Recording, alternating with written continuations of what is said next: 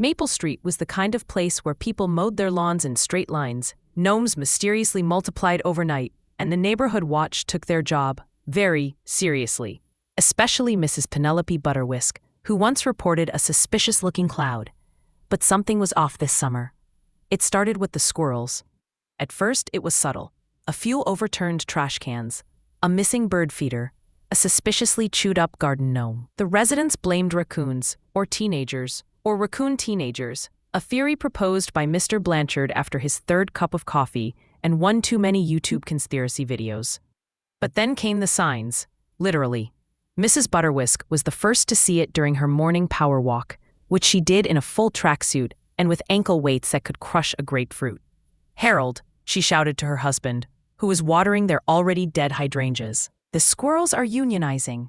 Harold, who hadn't heard anything since 1983, nodded and said, "Yes, dear," then watered the mailbox. Meanwhile, in the towering oak at the center of Maple Street Park, a secret meeting was underway. General Nottingham, the undisputed leader of the Maple Street Squirrel Collective, banged his peanut gavel. "Order, order, we shall no longer be the acorn-hoarding, tail-fluffing, nut-burying side characters of this suburban saga. We demand respect. We demand snacks." The squirrels erupted in tiny applause, which sounded like someone shaking a bag of Skittles. Sergeant Fluffytail, a squirrel with a scar over one eye from a tragic incident involving a Roomba, stood up. "Our demands are clear: unlimited birdseed, diplomatic immunity from broom swatting, and full control of the community garden." There were murmurs of agreement, except for Carl, the intern squirrel, who was still trying to figure out how to open a Capri Sun. Back on the human side of things, the signs escalated.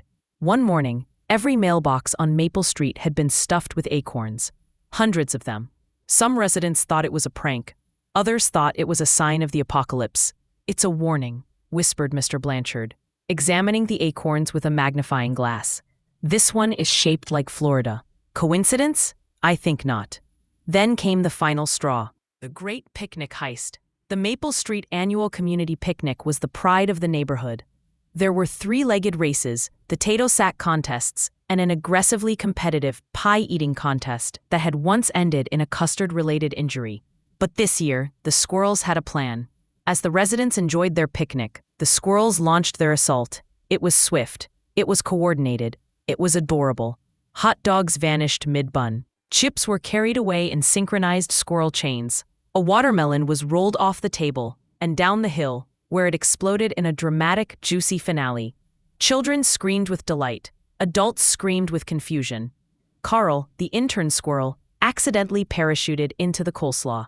Mrs. Butterwhisk, wielding a pool noodle like a samurai sword, charged into battle, shouting, "Not on my watch, you fluffy menaces."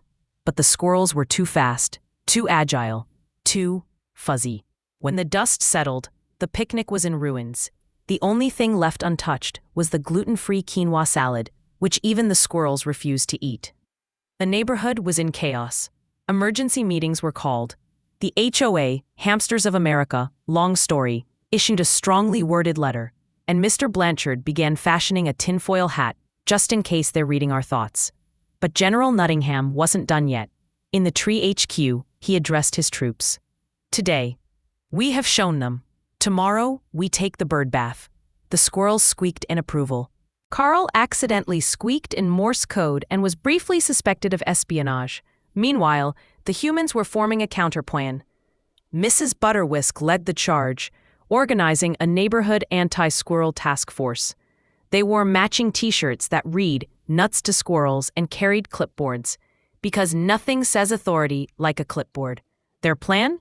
Peace talks, sort of. "We offer them a truce," said Mrs. Butterwhisk. "1 bag of peanuts a week. And they stop stealing our snacks." Mr. Blanchard raised a hand. "Can we also ask them to stop judging us from the trees? I swear one of them rolled their eyes when I tripped over my rake." But the squirrels were already one step ahead.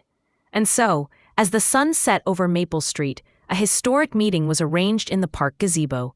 On one side, the humans, armed with clipboards, trail mix, and mild passive aggression. On the other, the squirrels, armed with acorn grenades, non-lethal, just very crunchy. And Carl, who brought a kazoo for no reason. General Nottingham stepped forward, Mrs. Butterwhisk stepped forward. They stared at each other for a long moment. Then, simultaneously, they both said, "We want the garden gnome back." The tension in the gazebo was so thick, you could spread it on toast and call it awkward jam.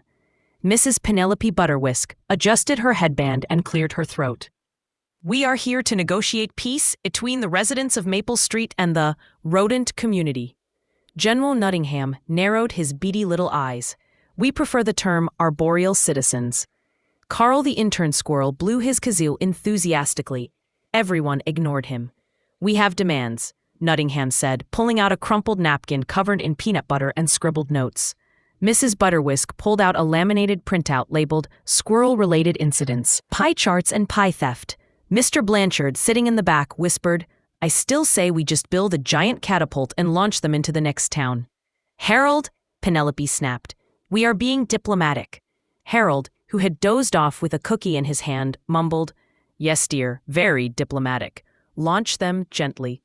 The negotiations were rocky. The squirrels demanded weekly peanut deliveries, a squirrel-sized water slide into the bird bath, a statue of General Nottingham made entirely of sunflower seeds. The humans countered with no more snack theft, no more acorn booby traps, no more synchronized 3 a.m. squeaking concerts. Talks broke down when Carl accidentally launched a mini catapult made from popsicle sticks and flung a grape into Mrs. Butterwhisk's lemonade. "You've declared war on citrus," she cried.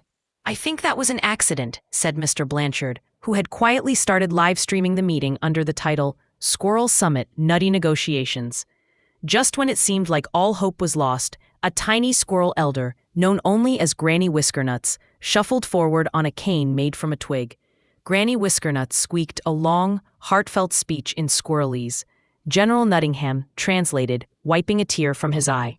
"She says, we've forgotten what matters. Not peanuts, not power, but community. And also, she wants someone to scratch her back." Mrs. Butterwhisk blinked. "That's oddly touching." Granny Whiskernuts then fell asleep mid-sentence, snoring peacefully into a pile of moss. Moved by the elder's words, and a little exhausted from the whole thing, both sides agreed to sign the Treaty of Nibbles and Nonsense.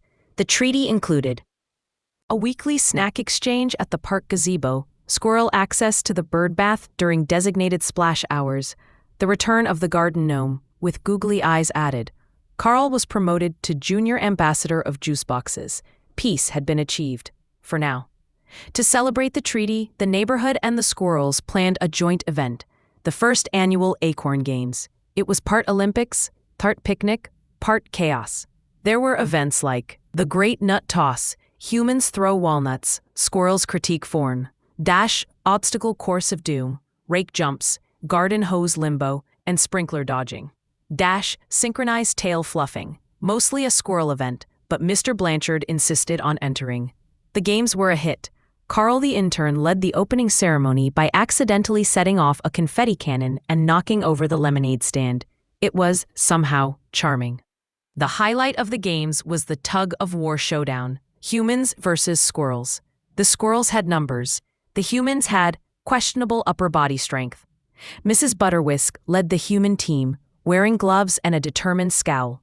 General Nottingham led the squirrels, wearing a cape made from a sock. 3, 2, 1, tug. The rope creaked. The squirrels chittered. The humans grunted. Carl accidentally let go and flew backward into the lemonade stand again. Then, disaster struck. The rope snapped.